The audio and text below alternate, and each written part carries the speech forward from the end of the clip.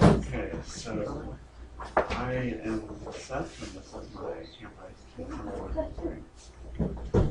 Camping can make a difference in my life, and it made a difference in my life because it gave me work experience. It also gave me something to do during the semester when we bored in my house. I came into not wanting to do it, but I changed my mind quickly after the first day. Other than the summer job experience, the program also gave me more appreciation for the computer world. I enjoyed doing this, and I would consider doing it again next year if it offered to me. I'd like to wrap up this slide by saying thank you to the instructors and our boss, Mr. Joe McComb and Mr. Brian Buckhurst. Password security and internet safety. When the camp began, we learned how to make sure our password was secure. The activity that went along with this lesson was an attempt to hack someone's Facebook account or whatever account they had. We were also given the assignment to try to figure out as much about a person as we could using online information. Another thing that happened during the first week or so is people from the IT department and Nationwide Insurance came in. They warned us against hacking and identity theft. They also showed us how to keep our passwords safe and how to be secure on the internet. What I learned about this. I learned how to have a secure password and how many characters long it has to be considered safe. You should also have multiple passwords for any accounts you have. For example, your Facebook password has to be different than one for your email or another account. Otherwise, you will be hacked into and your identity will be put at risk. Having a non-secure password also gives people access to your personal information. GIMP. GIMP stands for GNU Image Manipulation Program. It is used by web designers to alter, distort, and add effects to images or photos. Once you have gotten the image to look the way you want it, you can save it to your desktop and then upload it to a web page or another file. I learned the different ways you can change the image and make it ready to upload to the internet. Here's the image I made. Next slide. Audacity. Audacity is a program where you can record your voice and add effects to it. This aspect of the program makes it very similar to GIMP. You can also take a file and slow it down. You can also speed it up and make it sound like a chipmunk. If you want to, you can also do something else. For example, a song, a recording, or add effects to it.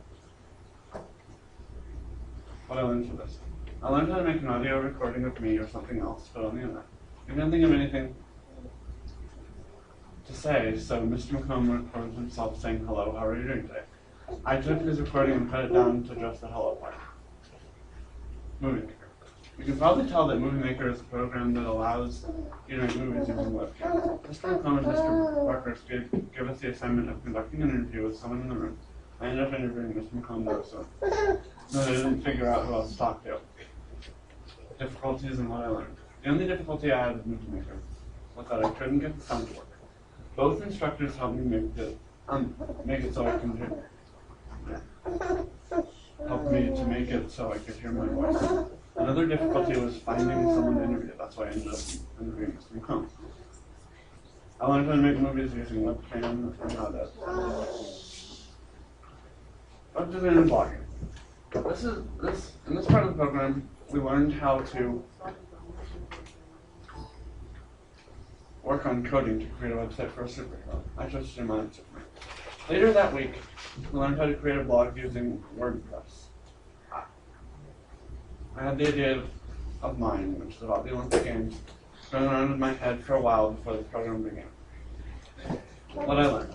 I learned that making a website takes patience and time. There's different codes for everything that goes with the website.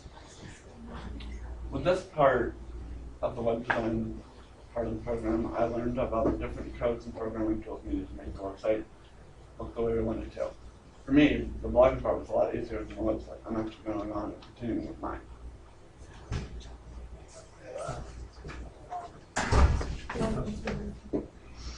Scratch. Scratch is a 2D animation in Game Maker. It allows you to work with code and program individual characters, which are called sprites, to do what I want them to do. I created a game called Old Mr. Wizard about a wizard who lost his hat and has no idea where it is.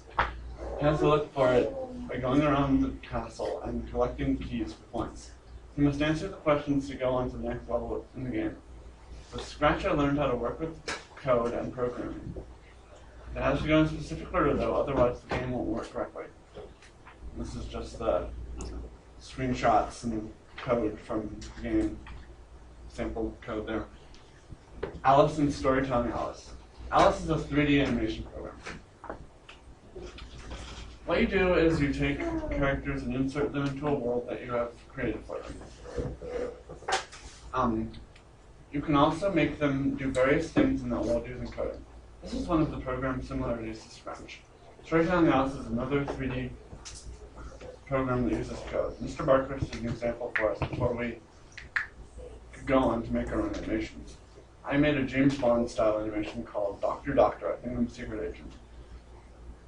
This was a really cool program and it was probably one of the most fun to work with too.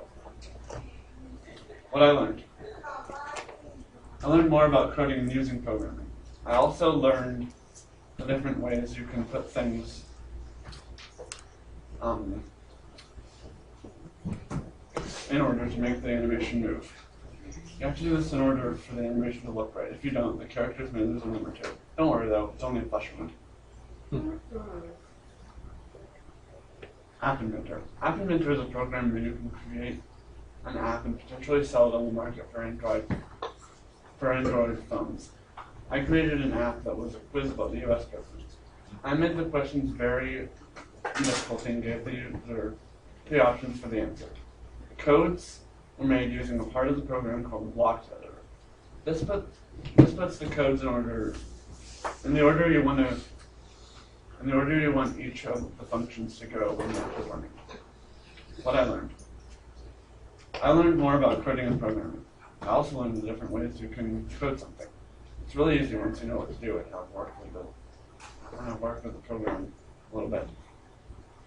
Time for a Q&A session. Where do I go from here? In the future, I want to go into journalism. Writing has always been a huge passion for me, and I want to make it my career. Do you know how to get there? Yes, I do.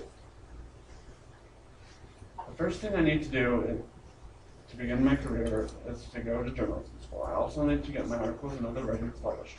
That way, I can get my name out there and have readers. What do you need to get there? Like I said in the response to the previous question, in order for my career as a journalist to begin, I need to go to journalism school. I'd also need to get my articles published.